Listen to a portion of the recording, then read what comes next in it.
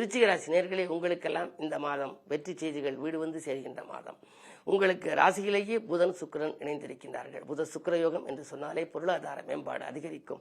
வாங்கல் கொடுக்கல்கள் மிக அற்புதமாக இருக்கும். குருவினுடைய பார்வையும் இருக்கின்றது. குரு பார்த்தால் கோடி நன்மை என்பார்கள்.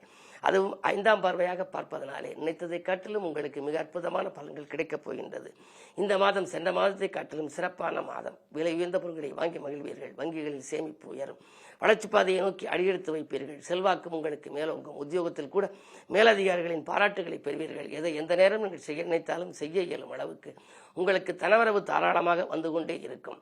வீட்டில் கூட கல்யாணம் நடைபெறாமல் குழந்தைகள் இருக்கிறார்களே அல்லது உடன்பிறப்புகள் இருக்கிறார்களே, திருமண வயதடைந்தும் இன்னும் முடியவில்லையே என்று நினைத்தவர்களுக்கு திருமண யோகம் இப்பொழுது கைகூடப் போகின்றது. அது மட்டுமல்ல, மங்கள ஓசை மனையில் கேட்கும் சுப செய்திகள் வந்த வண்ணமாக இருக்கும். செவ்வாய் உச்சம் பெறுகின்ற பொழுது மாதத்தின் கடைசியில் மிக மிக அற்புதமான நேரம். அந்த நேரத்தில் நீங்கள் எந்த நேரம் எதை செய்தாலும் அதில் வெற்றி கிடைக்கும். குறிப்பாக பொதுநலத்தில் இருப்பவர்களுக்கு புதிய பொறுப்புகளும் பதவிகளும் கூட கிடைக்கலாம். இந்த மாதம் முழுவதும் உங்களுக்கு இனிய மாதமாக அமைய விஷ்ணு இலக்குமி வழிபாட்டை மேற்கொள்ள வேண்டும்.